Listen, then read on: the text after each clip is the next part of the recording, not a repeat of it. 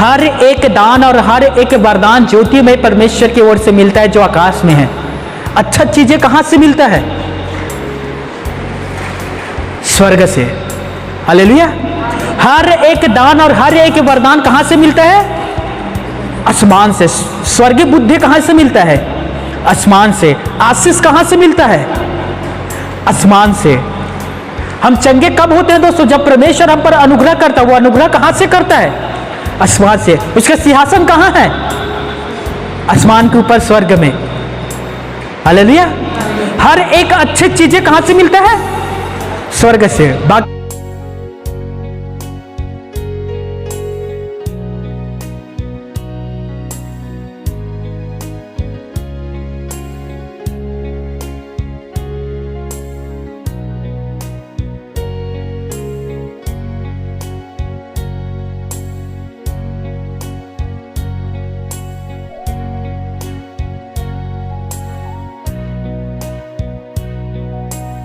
Hallelujah.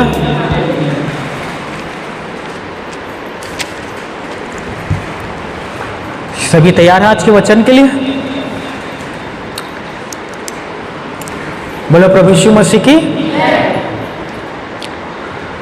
याद रखना दोस्तों, जब जब आप परमेश्वर के भवन आकर परमेश्वर के वचन सुनते हैं, यह वचन किसी अन्य व्यक्ति के लिए नहीं है, यह वचन आपके लिए होता है। हालेलुया। पवित्र शास्त्र किसके लिए लिखा गया है? हाँ, यह पवित्र शास्त्र बाइबल किसके लिए लिखा गया है? हर एक व्यक्ति के लिए। और यीशु ने यूहन्ना 3:19 में कहा, जो कोई भी विश्वास करता है उस पर दंड की कोई आज्ञा नहीं है। हालेलुया। और हमने पवित्र शास्त्र पढ़कर विश्वास किया कि यीशु मसीह ही जगत का उद्धार करता है। हालेलुया। वो हमारा प्रभु है जिसने हमें बनाया है। वो हमारा परमेश्वर है जो हमारे संग संग चलता है। वो हमारा परमेश्वर है जिसने महामारी के समय हमें सुरक्षित रखा। वो हमारा परमेश्वर है जो हमारे खेतों पर और हमारे पानियों पर आशीष देता है। हालेलुया। तो प्रत्येक दिन के वचन किनके लिए होता है? एक दूसरे का हाथ पकड़िए, चलिए। आज का वचन तुम्हारे लिए है, तुम्हारे लिए ही है। ध्यान से सुनना। Okay, very good. एक भाई, उसका मृत्यु हो गया दोस्तों। वो मरा पड़ा हुआ था। उसका भाई आया, बहुत सारा सोना लेकर आया और मरा हुआ तो उसके बगल में रखा और कहा, है भाई देख, मैं तेरे लिए सोना लाया हूं। बहुत सारा सोना है भाई, देख मैं तेरे लिए सोना लाया हूं। क्या वो देखेगा?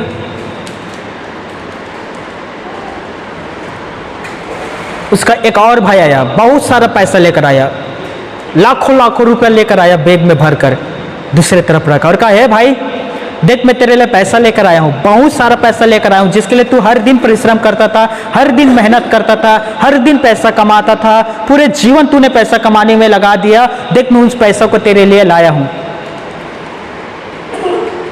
उसके बाबूजी आया, खेत के सारे जमीन के जितना प्रॉपर्टी थे, सारे जमीन के कागजात को लाकर रख दिया और कहा, देख बेटा मैं तेरे लिए सारा खेत, सारा प्रॉपर्टी जितना है सबको तेरे लिए लाकर आया हूं। क्या वो देखेगा? क्या वो उठेगा? नहीं। क्यों? क्यों? क्योंकि वो मर चुका है। ध्यान से सुनिए मेरे भाई और मेरे बहनों, जब तक आप जीवित हैं उद्धार आपके लिए है। जब तक आप जीवित हैं, वचन सुनकर मन फिराते हैं, उद्धार आपके लिए है। जब तक आप जीवित हैं, परमेश्वर का साथ संगति रखते हैं, उद्धार आपके लिए है। एक बार आप मर गए, उद्धार आपके लिए नहीं है। जिंदा है, उद्धार पकड़ लो। मरने के बाद कोई भी उद्धार नहीं पाता। मरने के बाद सीधा न्याय होता है नरक और स्वर्ग। बहुत सारे लोग कहते हैं कि मेरे बाबूजी ने, मेरे बड़े भाई ने अपना दौड़ पूरा कर लिया, मर गया। कितनों के घर में जाकर आप देखोगे लिखा रहता स्वर्गवासी समेलाल, स्वर्गवासी फगलू, स्वर्गवासी पर्यटन। मैं ऐसे व्यक्ति के नाम ले रहा हूं जो यहां नहीं है। और यकीन नहीं मानोगे दोस्तों, पूरा जीवन उस लड़का ने पूरे जीवन शराब पिया, माँ बाप का अपमान किया, माँ बाप का तिरस्कार किया, माँ बाप को लातों से मारता था, अपने घर से बाहर निकाल देता था, पत्नी के कभी सम्मान नहीं किया, हर दिन पत्नी को गंदे गंदे गाली देते थे, किसी से बात करने के लिए रोकते थे, और जब वो किसी से बात करते थे तो जानवरों के जैसे उसे पीटते थे। क्या ऐसे व्यक्ति स्वर्ग में जाएगा? क्या ऐसे व्यक्ति स्वर्ग में जाएगा दोस्तों? नहीं। लेकिन परंपरा है ना, निभाना पड़ता है। लिख देते हमें, हमारा बाप का क्या जाता है, फलाना स्वर्गवासी, कहीं भी जाए हम तो बस लिख देते हैं ना। इस भाई ने पूरे जीवन पैसा के लिए मेहनत किया, परिश्रम किया, सब कुछ किया, मरा हुआ है। एक तरफ सोना है, दूसरे तरफ पैसा है, तीसरे तरफ प्रॉपर्टी है, सारा जमीन के कागजात है, और सब कह रहे उठ बेटा देख, उठ भाई देख, तेरे लिए पैसा है, सोना है, सब कुछ है। वो उठेगा? पैसा कमाना गलत नहीं है, ध्यान से सुनिए। जब परमेश्वर ने पहला मनुष्य आदम को बनाया तो यही कहा था कि तू भूमि के मिट्टी पर मेहनत करेगा और दिन भर परिश्रम करके रोटी को खाया करेगा। मेहनत करना गलत नहीं है दोस्तों, लेकिन बाइबल में यह कहा है कि वो तुम्हारा जो पैसा है उसे तुम ईश्वर ना बना लेना। यह बात यीशु ने कहा था। मेरे बात को सभी समझ पा रहे हो? मेहनत करना गलत नहीं है, परिश्रम करना गलत नहीं है, लेकिन पैसा को अपना ईश्वर ना बना लेना। यीशु परमेश्वर ने 10 आज्ञा में से प्रथम और दूसरा दिया था, तू मुझे छोड़ दूसरे को ईश्वर करके ना मानना। आज कितने सारे विश्वासियों के जीवन को देखता हूं, वो पैसों को ईश्वर बना लिए हैं, अपने काम को ईश्वर बना लिए हैं। ईश्वर के प्राथमिकता और पहला स्थान उनके जीवन पर नहीं है। परमेश्वर को वे लोग खो दिए, पहले स्थान दिए नहीं है। याद रखिए, ईश्वर से ज्यादा यदि आपके आपके काम महत्व रखता है तो आप मूर्ति पूजक हो। ईश्वर से ज्यादा यदि आपके रुपया महत्व रखता है तो आप मूर्ति पूजक हो। अरे 10 लाख रुपया भी महीना देगा ना और मुझे कहेगा कि रविवार तू भवन ना जाना, मैं बोलूंगा 10 लाख छोड़, मैं भूखा भी भर रहूंगा फिर भी मैं परमेश्वर के भवन जाऊंगा। मेरे लिए 10 लाख मायने नहीं रखता दोस्तों, मेरे लिए मायने रखता है मेरा परमेश्वर, जिसने मुझे यहाँ उपस्थित रहने की अनुग्रह दिया है, जिसने मुझे चुना है। जब मैं बीमार था, हताश था, निराश था, हर एक व्यक्ति मुंह फेर ले लेता था, उस समय प्रभु ने मेरे ओर अपने हाथ को बढ़ाया और कहा मैं तेरे साथ रहूंगा बेटा, अनंत तक तेरे साथ।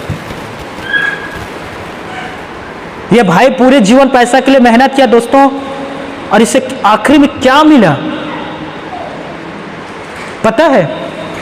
बाइबल में सबसे ज्यादा एक धनवान व्यक्ति था पुराने नियम पर, सबसे ज्यादा बुद्धिमान व्यक्ति, उसके जैसा बुद्धिमान आज तक पैदा नहीं हुआ है, उसके जैसे धनवान आज तक पैदा नहीं हुआ है। सारा संसार से सबसे ज्यादा पैसा उसी के पास था, और सारे संसार में जितने विद्वान था ना, सबसे ज्यादा बुद्धि उसके पास था। कौन था वो? कौन था? सुलेमान।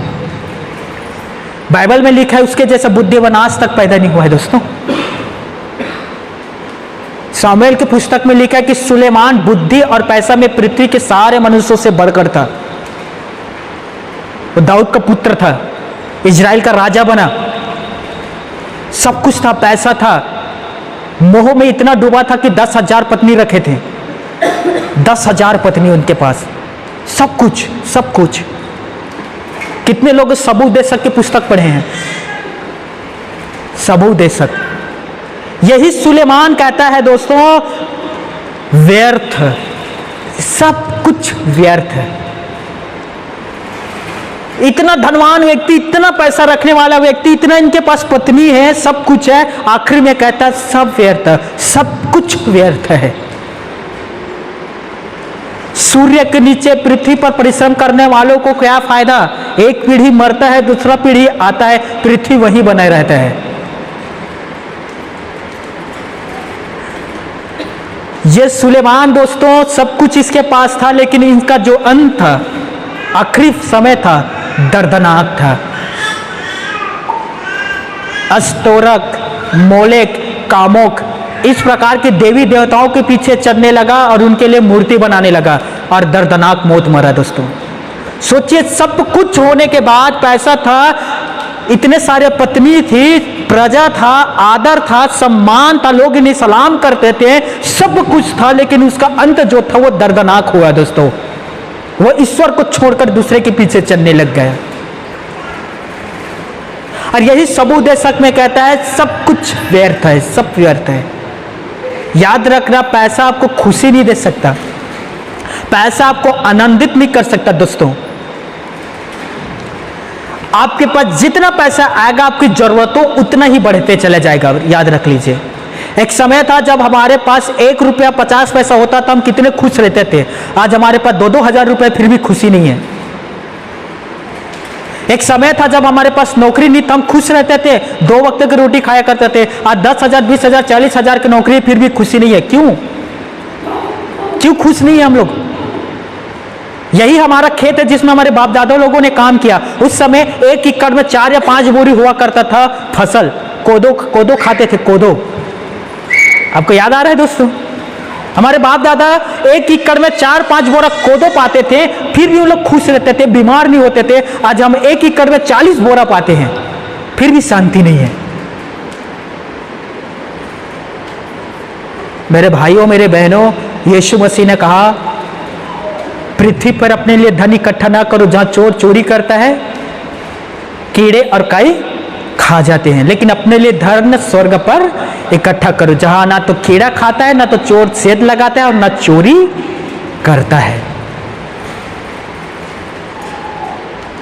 बाइबल में परमेश्वर ने एक व्यक्ति को डांटा था और वो व्यक्ति धनवान व्यक्ति था। लुक्का रचित सुसमाचार 12:20 में लिखा है, परमेश्वर ने उस धनवान व्यक्ति से कहा, हे मूर्ख, इसी रात तेरा प्राण तुझसे ले लिया जाएगा। जो कुछ तूने इकट्ठा किया है, जो कुछ तूने जोड़ कर रखा है, वो किसका होगा? वैसे ही वो प्राणी है जो अपने लिए इकट्ठा करता है, लेकिन मेरी दृष्टि में वो धनवान नहीं है। शरीर के लिए काम कर रहे हो, गलत नहीं है, मैं बार बार कह रहा हूं दोस्तों, मेहनत करना गलत नहीं है। क्या आपकी मेहनत परमेश्वर के समय को तो बर्बाद नहीं कर रहा है? प्रभु यीशु मसीह ने कहा कि चाहिए था कि तुम्हें इनका भी समय देते और मुझे भी समय देते। तुम जीरा, लहसुन, प्याज का दशवांश देते हो, लेकिन परमेश्वर के समय के दशवांश नहीं देते। तो प्रभु ने क्या कहा? उसे भी देते और इसे भी देते, मेहनत भी करते और मुझे भी समय देते। हालेलुया, बोला प्रभु यीशु मसीह की जय। गलातियों की पुस्तक में लिखा है दोस्तों, एक व्यक्ति होता है, गलातियों 5:19 में, शरीर के काम करने वाले। वो हर प्रकार के शरीर के काम करता है, हर प्रकार के, समझ में आ रहा है? मेहनत करना, परिश्रम करना, शराब पीना, बीड़ी पीना, गुटखा खाना, गुड़ाकुड़ घसना, गलत संगतियों में बैठना, यह है शरीर के काम जो हर एक व्यक्ति लगभग जो प्रभु में नहीं है वो करते हैं। और दूसरा एक व्यक्ति होता है जो आत्मिक काम करते हैं। हर बात को समझना, गलातियों में लिखा है प्रेम। आत्मा का फल क्या है दोस्तों? प्रेम, आनंद, कृपा, भलाई, संयम, नम्रता, विश्वास। हालेलुया। हम तो शरीर के लिए बहुत कुछ जोड़ लिए दोस्तों, हमारे बाप दादों ने बहुत कुछ हमारे लिए देकर गए हैं। क्या हम आत्मा के लिए भी मेहनत करते हैं? क्या हम आत्मा के लिए भी इकट्ठा कर रहे हैं दोस्तों?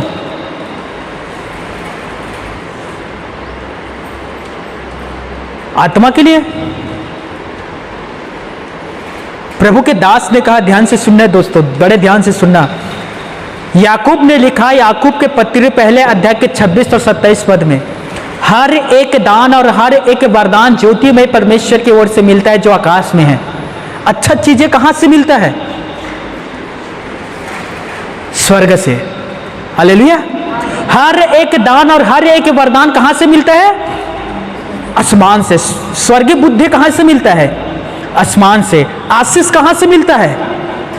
आसमान से। हम चंगे कब होते हैं दोस्तों? जब परमेश्वर हम पर अनुग्रह करता है। वो अनुग्रह कहां से करता है? आसमान से। उसका सिंहासन कहां है?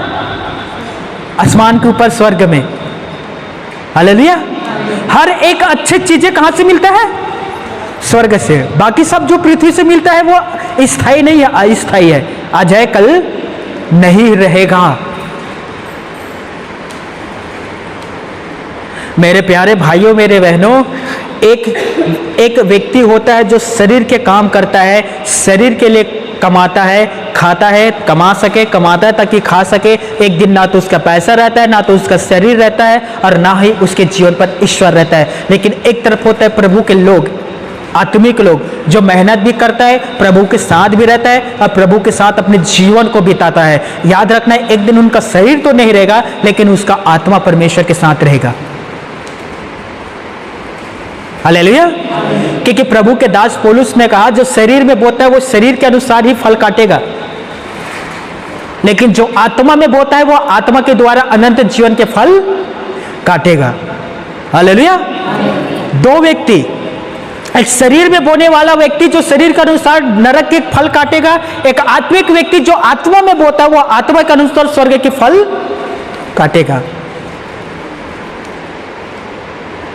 2015 से मैं यीशु के पीछे चल रहा हूं दोस्तों। परमेश्वर गवाह है, मैं कभी भी दोस्तों मैं अपने शरीर पर मन नहीं लगा है, मैंने कभी भी पैसे के पीछे नहीं भागा है। खुदा गवाह है, मैं किसी से 1 रुपया नहीं मांगा हूं कि इतने दिन में सेवा कर रहा हूं, मुझे 1 रुपया दे दो, कभी भी नहीं। मैं अपने हर जरूरतों के लिए परमेश्वर के सामने, हर अपनी जरूरतों को परमेश्वर के सामने रखता हूं। मैं आज भी दुआ करता हूं और मैं आज भी कहता हूं कि खुदा तूने मुझे आज खिलाया है, मैं विश्वास करता हूं कल भी तू मुझे खिलाएगा।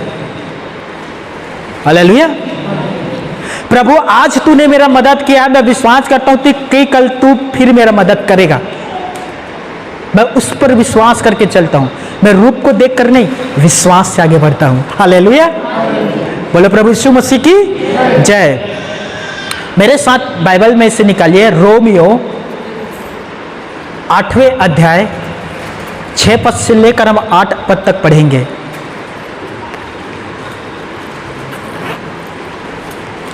रोमियो, इंग्लिश में रोमन्स 8 चैप्टर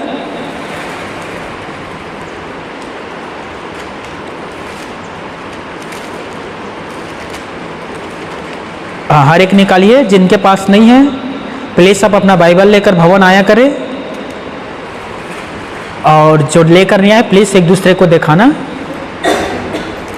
जी। रोमियो 8वें अध्याय 6 पद से लेकर हम 8 पद तक पढ़ेंगे। यहां लिखा है, शरीर पर मन लगाना तो मृत्यु है, परंतु आत्मा पर मन लगाना जीवन और शांति है। क्योंकि शरीर पर मन लगाना तो परमेश्वर से बैर रखना है, क्योंकि ना तो वो परमेश्वर की व्यवस्था के अधीन है और ना वो हो सकता है। 8वां पद, और जो शारीरिक दशा में है वे परमेश्वर को प्रसन्न नहीं कर सकते। पिता परमेश्वर अपने पढ़े गए वचन पर हम सभी को आशीष दे। आमीन। Praise the Lord. जय यीशु। प्रभु ने ये सुंदर वचन दिया है दोस्तों, और जैसे मैंने आरंभ में कहा था, आज का जो वचन है वो आप सभी के लिए है। हालेलुया। शरीर पर मन लगाना मृत्यु है। हर एक शारीरिक व्यक्ति जो शारीरिक दशा में अपने जीवन को बिता रहे हैं, उसके लिए स्वर्ग में कोई जगह नहीं है। आपको आपके शरीर से लड़ना होगा। आपको अपने शरीर से ना हर दिन फाइट करना पड़ता है दोस्तों, आपको आपके मन से लड़ना पड़ता है। प्रभु यीशु मसीह ने कहा, ध्यान से सुनिए दोस्तों, जितने मेरे वचन पर चलेगा अनंत जीवन उसी व्यक्ति का है। अर्थात यदि आप अपने शरीर के कामों को, अपने शरीर की अभिलाषाओं को मारकर यदि आप यीशु के वचन के अनुसार चलोगे, अनंत जीवन आपका है। मैंने कहा ना, 2 तरह के व्यक्ति होते हैं, एक जो शरीर पर मन लगाता है और शरीर के अनुसार जीवन बिताता है, दूसरा होता है आत्मिक प्राणी जो आत्मा पर मन लगाता है और परमेश्वर के साथ समय बिताता है। क्या आपके लिए लाभदायक है दोस्तों, शरीर या आत्मा? क्या? शरीर या आत्मा? 10 पद कोई पढ़ना इसी में के 8 का 10 धीरे से देखिए। यदि मसीह तुम में है, पहला चीज रुक जा मेरी बहन, क्या मसीह आप में है? क्या आप पौलुस के जैसे ये काम कर चुके हैं कि अब मैं जीवित नहीं हूं, मसीह मेरे अंदर जीवित है? क्या आपने अपनी पुराना मनुष्यता को निकाल फेंका है? नया मनुष्यता को जो यीशु मसीह देता है वो ग्रहण कर लिए हैं? क्या मसीह आप में है? वचन पर लिखा है, यदि मसीह तुम में है तो तुम्हारा देह पाप के कारण मरी हुई है। पाप कौन करता है? आत्मा की देह। पाप हमारा करने वाला देह है, आत्मा पाप नहीं करता, कभी भी याद रख लेना। पाप कौन करता है? मनुष्य का देह। और यही बात पौलुस ने यहां लिखा है दोस्तों, यदि मसीह तुम में है तो तुम्हारा जो देह है वो पाप के कारण, अर्थात हमारा जो देह है वो मर गया। किसके लिए? किसके लिए मरा है? पाप के लिए मर गया हमारा देह दोस्तों। परंतु आत्मा, देखिए वहां लिखा है,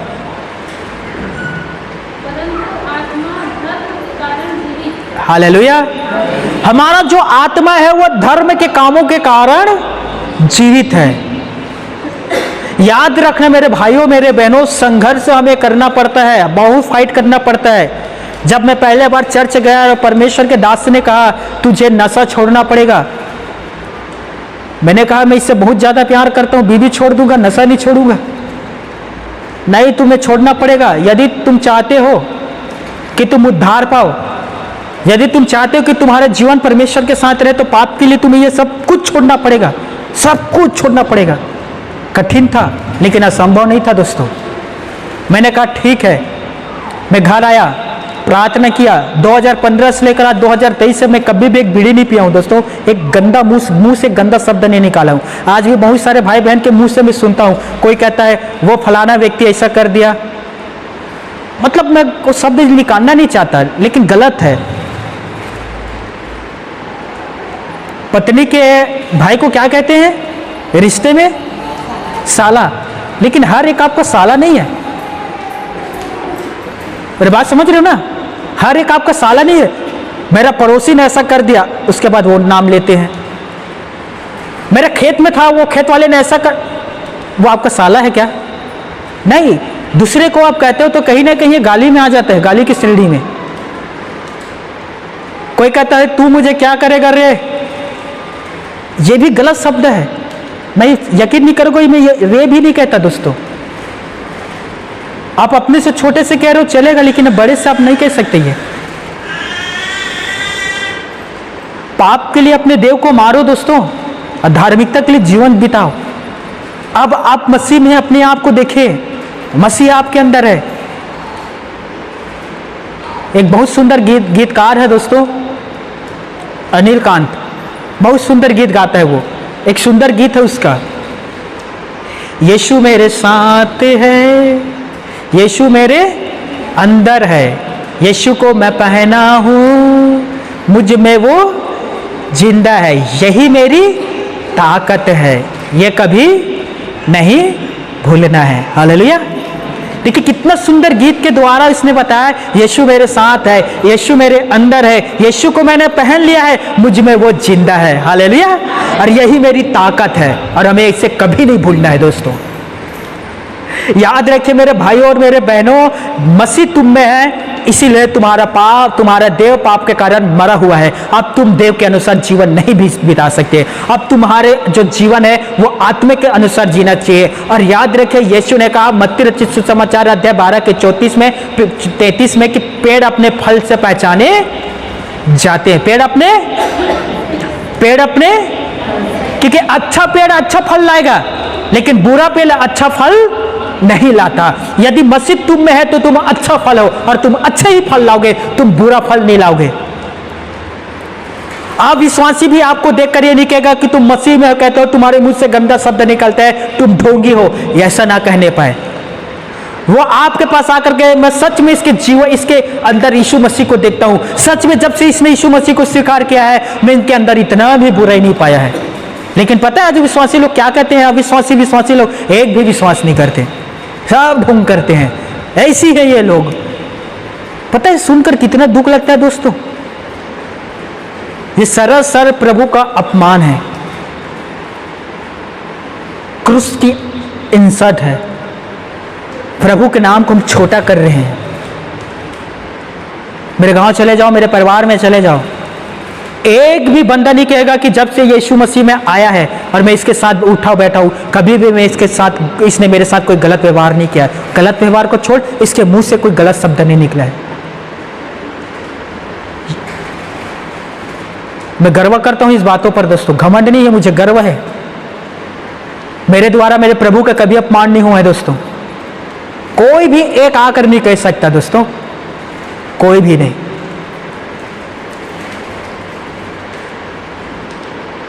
वचन कहता है ध्यान से सुनना, चुनाव आपके हाथ में है। परमेश्वर पिता ने जब आदम को बनाया तो उसे स्वतंत्रता रखा था, स्वतंत्रता की इच्छा दिया था। वो जो चुनाव कहे करे वो कर सकता था। आप गुलाम नहीं है। दूसरा कुरिन्थियों 4 के 17 पद में लिखा है कि प्रभु ने हमें भय की, माफ करना, वहां यीशु का आत्मा स्वतंत्र की आत्मा है, वहां लिखा है। हालेलुया। चुनाव आपके हाथ में रहता है। यीशु मसीह हर रविवार को बाहें फैलाकर आपका इंतजार करते हैं भवन आने के लिए। भवन आना है या बाजार जाना है, यह आपके हाथ में है दोस्तों। चुनाव आपको करना है। आप ध्यान दिए दोस्तों, भवन हर रविवार खुला रहता है, लेकिन लोग आज सबसे ज्यादा बाजार और थिएटर में जाते हैं। बाजार और थिएटर में जाकर पैसा देकर बुराइयों को खरीदते हैं। थिएटर में बुराई ही तो चलता है ना, वहां बुराइयों को खरीदते हैं। और जहां निःशुल्क है, जहां प्रभु रहता है, वहां लोग नहीं आते हैं। आपने ध्यान दिया दोस्तों, आपको क्या आकर्षित करता है, भवन या संसार? आपको कौन है खींचता है दोस्तों, भवन या संसार? क्या कभी ऐसा हुआ है आपके साथ कि मैं किसी भी कारण से मैं भवन नहीं पहुंच पाया एक रविवार, और मैंने पछतावा नहीं किया है, मैं खेदित नहीं हुआ हूं, मैं रोया नहीं हूं? कभी आपके साथ ऐसा हुआ है? मेरे साथ होता था। खुदा गवाह है दोस्तों, मैं जो भी कहता हूं मैं सच्चाई के साथ कहता हूं, कुछ बढ़ाकर नहीं, कुछ घटाकर नहीं। मैं मामा के घर से मैं भवन जाया करता था। मेरा मामा का जो घर था वहां से लगभग 7-8 किलोमीटर दूर रहता था, और मुझे ले जाने के लिए 2 लोगों की जरूरत पड़ता था, एक जो बाइक चलाने वाला, दूसरा जो बाइक के पीछे बैठने वाला। सुबह 8 बजे प्रार्थना सभा लगता था। मैं 7 बजे उठता, नहाता धोता, रेडी हो जाता 7:30 तक। मैं बैठकर इंतजार कर रहा हूं कि मेरा भाई आएगा और मुझे भवन लेकर जाएगा। किसी कारणवश मेरा भाई नहीं आया करता था, नहीं आ पाता था दोस्तों। आप यकीन नहीं करोगे, सुबह 8 बजे से लेकर मैं 11 बजे तक मैं रोता था, मुझे बहुत ज़्यादा पछतावा होता था। और मैं सोचता था इस समय आराधना हो रहा होगा, इस समय परमेश्वर के वचन सुना रहा होगा, काश मैं वहाँ बैठकर प्रभु के वचन सुनता, काश मैं वहाँ बैठकर उसके साथ आराधना में संगति रखता। मैं रोता था। एक रविवार में भवन नहीं जा पाता था, मैं रोता था, मुझे बहुत ज़्यादा खेदित होना होता था दोस्तों। यकीन मानिए, मैं और मेरा आत्मिक पिता जी डैनियल, हम दोनों हम लोग एक साथ भवन पहुंचा करते थे 7:30 बजे। 8 बजे आराधना होता था, 7:30 बजे। यदि आज आपको परमेश्वर की कदर नहीं है, यदि आज आपको यीशु की दुल्हन की कदर नहीं है, उसकी देह की कदर नहीं है, तो याद रखिए परमेश्वर पिता आपका भी कदर नहीं करेगा दोस्तों। एक समय था जब आप बालक थे, दूध पीते थे, लेकिन अब आप सियाने हो गए हैं। हालेलुया। दूध पीने वाला कौन होता है दोस्तों? मैं छोटे बच्चे के बारे में बात नहीं कर रहा हूं। दूध पीना क्या होता है? जब आरंभ में आप भवन आते हैं ना, जब आप प्रभु के साथ शुरुआत करते हैं, आप छोटे बालक हैं, उस समय आप दूध पीने वाले बालक हैं। लेकिन जब 1 साल से ऊपर हो जाता है, फिर आप दूध छोड़ देते हैं, अब चावल खाने वाले बालक बन जाते हैं। अब आपको दूध की जरूरत नहीं पड़ता है। हालेलुया। मुझे बताइए दोस्तों, आपको कौन आकर्षित करता है? कौन है जो आपको खींचता है दोस्तों अपने तरफ? प्रभु के भवन या संसारिक काम? कौन आपको खींचता है? खुदा ने आपको फ्रीडम दी, आजादी दिया दोस्तों, दुरुपयोग भी तो ना करो पर इसका। 6 दिन काम करो, 6 दिन काम करो, 6 दिन काम करो। कितने बार बाइबल में लिखा 6 दिन काम करो, 1 दिन तो मुझे दे दो। चलिए मैं एक सुंदर आपके समझने के लिए कहता हूं, 6 दिन ईश्वर आपके साथ है। 6 दिन आप खेत में जाते हैं, ईश्वर आपके साथ है। घर में आपके साथ है, मेरे बात को समझना। बाजार जाते हैं आपके साथ है, दूसरे गांव जाते हैं आपके साथ है, रोड में आपके साथ है, आंगन में आपके साथ है। लेकिन इस 7वां दिन देखता है, क्या आज तू मेरे साथ है? 6 दिन में तेरे साथ था, क्या 1 दिन तू मेरे साथ है? वो भवन में आपका इंतजार कर रहे गेट के पास, क्या आज 7वां दिन आप इसके साथ रहते हैं दोस्तों? परमेश्वर के साथ। हम किनके लिए कमा रहे हैं दोस्तों? हम कहां अपना पैसा इकट्ठा कर रहे हैं? आकाश में, आत्मिक जीवन पर, या बस शारीरिक के लिए मेहनत कर रहे हैं दोस्तों? कहां? कौन है जो आपको आकर्षित कर रहा है, भवन या दुनिया? मुझे बताइए, आप कहां सबसे ज्यादा खुशी महसूस करते हैं? कहां सबसे ज्यादा आपको आनंद मिलता है? सुलेमान ने कहा, माफ करना, भजनकार ने कहा, तेरे भवन के 1 दिन और कहीं के 1000 दिन से उत्तम है। वो मैं तेरे भवन के आंगनों में जब मैं पहुंचता हूं, मैं खिल जाता हूं। कौन आपको खुशी प्रदान कर रहा है दोस्तों? कहां आपको सबसे अधिक खुशी मिलता है, परमेश्वर के पास या संसार के पास? मुझे बताइए। लेकिन ये संसारिक जो मोह है ना दोस्तों, मोह, संसारिक मोह, माया से इंसान को ना बांध कर खींच कर रखा है, खींच कर रखा है। मैं सच कह रहा हूं। परमेश्वर ने साफ साफ शब्दों में लूत और उनके पत्नी से कहा था, यह सदोम अमोरा नष्ट होने वाला है। संपत्ति छोड़, जमीन छोड़, घर छोड़, बगैर बकरी सबको तू छोड़कर निकल बाहर। यह सदोम अमोरा नष्ट होने वाला है। अपना प्राण को देख, संपत्ति को ना देख, अपना प्राण बचा, घर जमीन को ना देख। राइट? साफ साफ कहा था दोस्तों परमेश्वर ने लूत और उनकी पत्नी से, यहां से जल्दी से निकल, पीछे पलट कर ना देखना, पीछे ना पलटना। सदोम अमोरा नष्ट होने वाला है। लूत, उनके पत्नी, उनके बेटी सदोम अमोरा के नगर से बाहर निकला। वे लोग जैसे ही नगर से बाहर निकला, लिखा है बाइबल में, आग और गंधक स्वर्ग से गिरने लगा दोस्तों, और वो सारा आग गंधक सदोम अमोरा में बरसने लगा पानी के जैसे।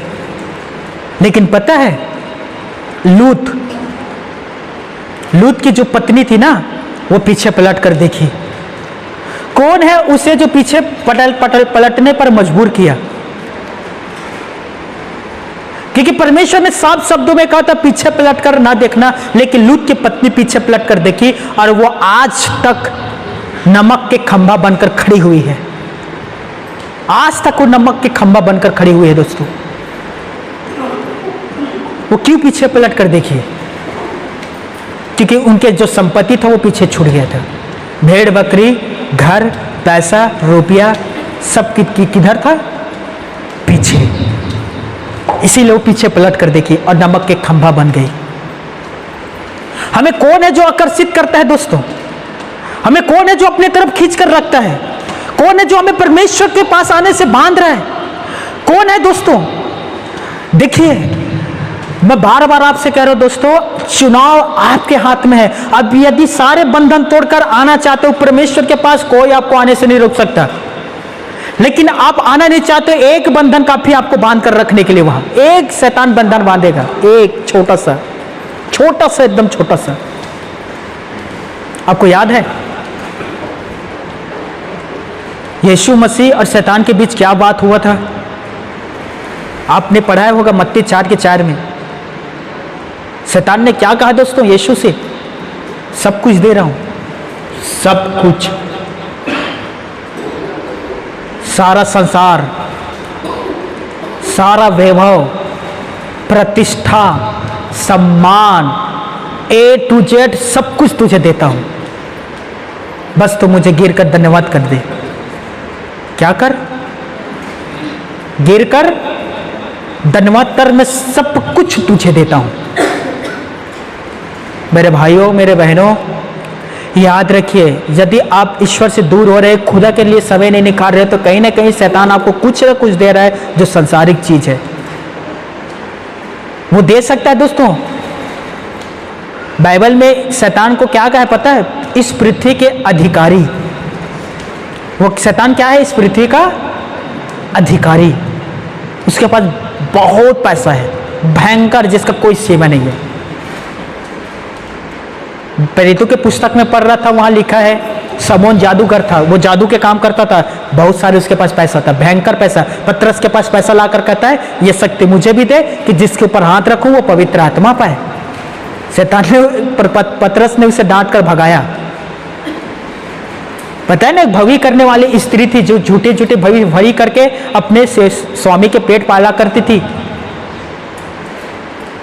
निर्गमन पढ़कर देखिए, जब हारून ने अपना लाठी जमीन पर डाला, अजगर बन गया। तंत्र मंत्र करने वाला भी आया, उसने भी अपने मंत्रों से अजगर बना दिया।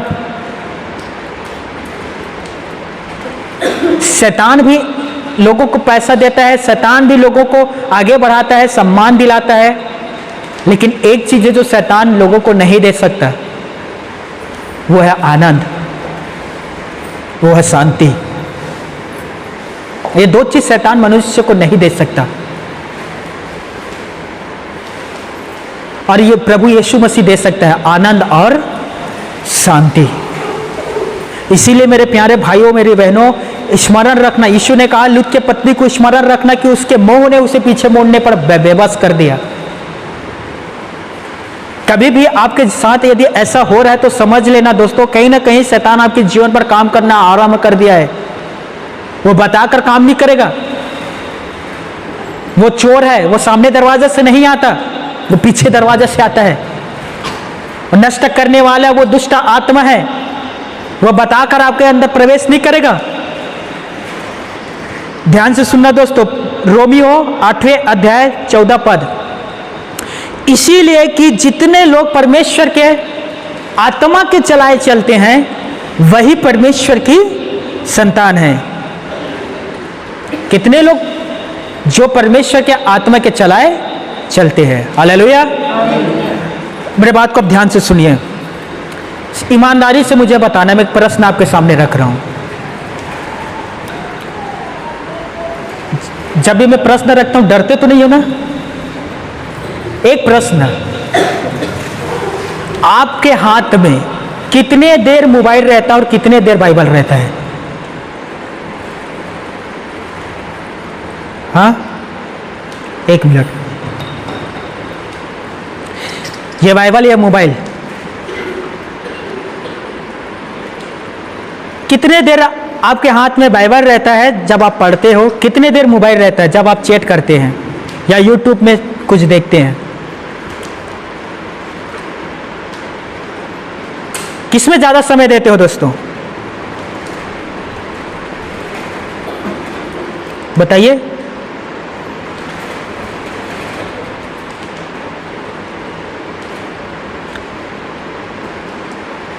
क्या हम सबसे ज्यादा समय बाइबल को, पवित्र शास्त्र बाइबल को देते हैं, थोड़ा समय मोबाइल को देते हैं,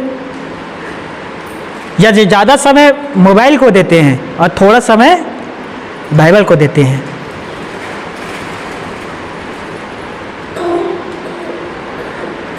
बाइबल आपको पवित्र बना सकता है क्या? मोबाइल आपको पवित्र बना सकता है क्या? किसी ने कहा कि मैं मोबाइल के द्वारा पवित्र हुआ हूं? ये बिल्कुल नहीं।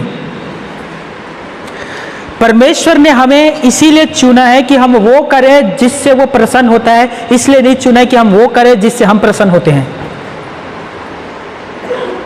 मैं एक बार फिर कहूं, परमेश्वर ने हमें इसीलिए चुना है कि हम उन कामों को करें जिससे परमेश्वर प्रसन्न होता है, हम उन कामों को ना करें जो जिससे हम प्रसन्न होते हैं। मदर टेरेसा ने एक सुंदर बात कहा दोस्तों, परमेश्वर ने मुझे कामयाब होने के लिए नहीं चुना है। मदर टेरेसा ने कहा परमेश्वर ने मुझे कामयाब होने के लिए नहीं चुना है, लेकिन एक अच्छा विश्वास योग्य बनने के लिए चुना है। हालेलुया। आपको एक बात पता होना चाहिए दोस्तों, जो आप बोगे वही आप काटोगे। शरीर में बोगे अनंत नरक के आग काटोगे, आत्मा में बोगे अनंत जीवन के कटनी काटोगे। मैं बार बार आपसे कहता हूं दोस्तों, बाइबल पढ़िए, आराम से पढ़िए, समझने की कोशिश करिए, वचन बोल रहा हूं ध्यान से सुनिए और अपने जीवन पर अमल करिए, लाइए उसे। इधर से सुनकर इधर मत निकालिए।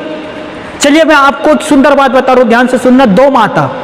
दो माताएं, एक मरियम, दूसरा हव्वा। मैं पहले हव्वा के बारे में बताता हूं। हव्वा ने शैतान के शब्दों को सुना, शब्दों को सुनकर मन लगाया और मन लगाकर उसे ग्रहण किया। उत्पत्ति में लिखा है।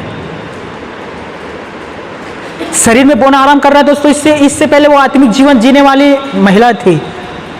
परमेश्वर पिता हर दिन उनके पास आकर बातें किया करते थे। आदम हव्वा दोनों बहुत खुश रहा करते थे, क्योंकि पाप नहीं था, क्योंकि तकलीफ नहीं था, ईश्वर उनके साथ था। ध्यान से सुनना। लेकिन हव्वा ने गलती क्या किया? उसने शैतान के बातों को सुना, मन लगाया, ग्रहण किया, स्वीकार किया, श्रापित बन गई। कौन? हव्वा। ना केवल खुद श्रापित बनी, लेकिन आने वाली पीढ़ी को भी श्रापित बना दिया। हव्वा के एक बेटा उत्पन्न हुआ, नाम था कैन।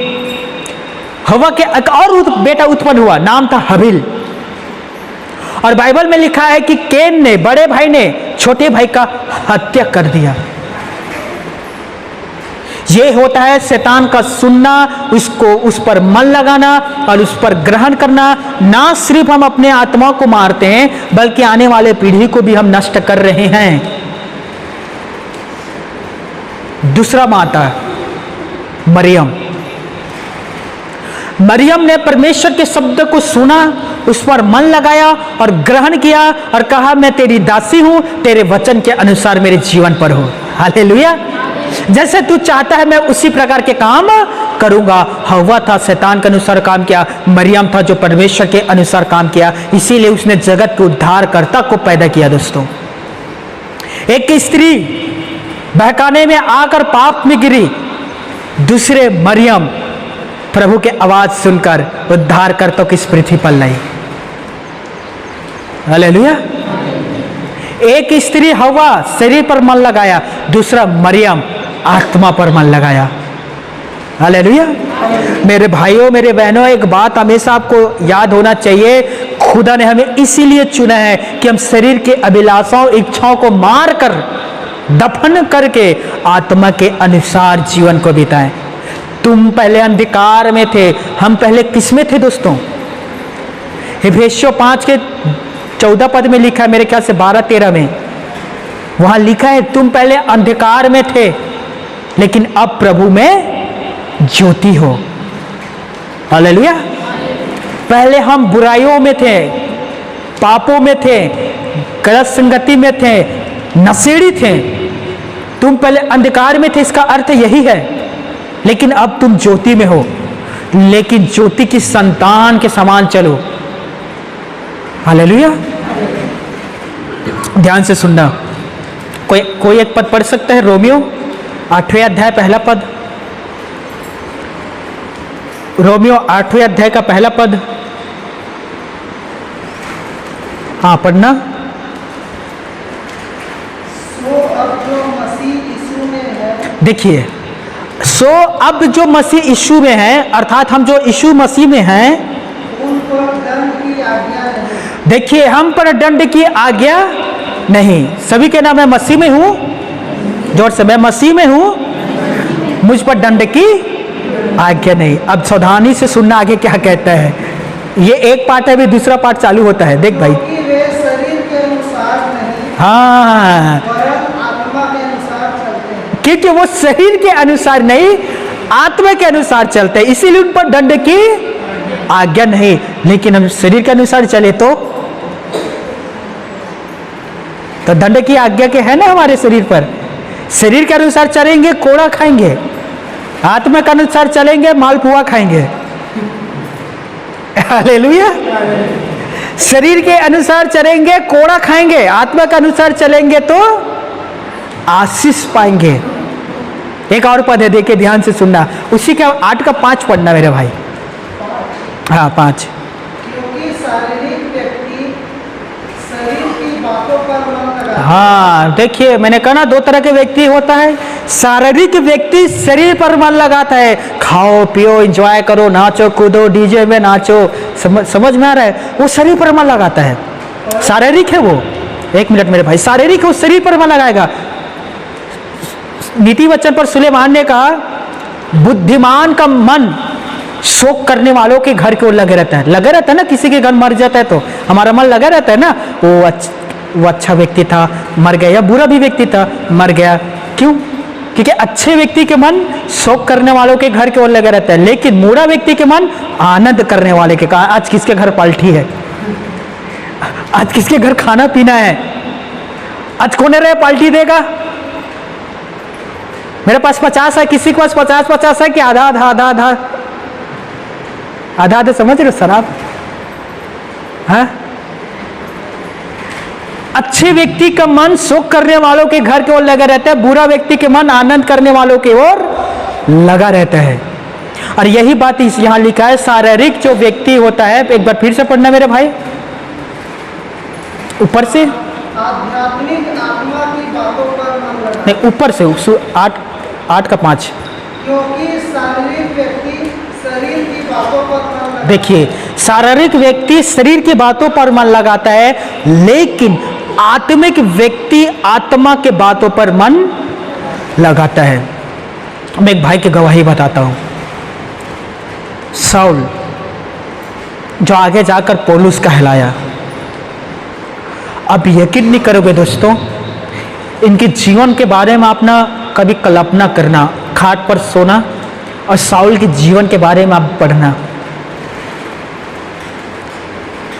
विश्वास करने के वजह से, ध्यान से सुनना, आत्मा में चलने के कारण, आत्मा में मन लगाने के कारण 5 बार इसे 39 बेटे मारे गए। 5 बार बेटे उसके पीठ पर, 5 बार। 3 बार उसे कोड़े मारे गए, 3 बार बेदर्दी से उसे कोड़े मारे गए। 1 बार उन पर पथराव किए गए, पत्थर मारे गए। वो एक दिन ऐसा समय नहीं आया होगा कि वो आत्मा में चलने के कारण उसका सताव नहीं हुआ हो।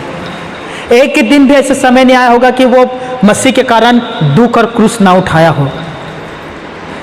साउल दोस्तों इतना खतरनाक क्रूर व्यक्ति था, ये इतना भी रहम नहीं करता था, चाहे वो लड़की हो चाहे वो लड़का हो, दोनों को पीटता था, घसीटता था, जेल के अंदर बंद करता था बहुत बुरी तरीके से। आपको याद होगा जब स्तिफनुस का पथराव हो रहा था ना, प्रभु के दास स्तिफनुस को पथराव कर रहे थे, वहां हत्या में जब स्तिफनुस का हत्या हुआ, साउल भी सहभागी था, उनमें से एक साउल भी था।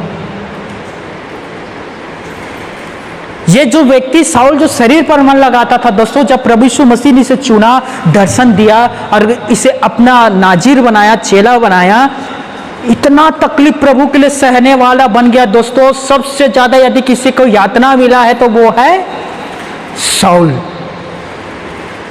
वो है साउल। सबसे ज्यादा प्रभु के लिए क्लेश उठाने वाला व्यक्ति यदि कोई है तो कौन है वो? साउल। सभी ने क्लेश उठाया है लेकिन सबसे ज्यादा साउल।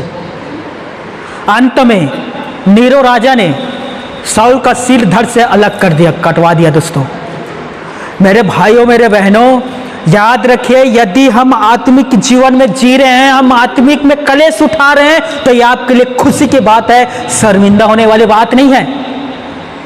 यदि आप यीशु पर विश्वास करने के कारण लोग आपको सता रहे हैं, आपका निंदा कर रहे हैं, तिरस्कार कर रहे हैं, समाज से बेदखल कर रहे हैं, तो ये हताश होने वाली बात नहीं बल्कि खुशी होने वाली बात है।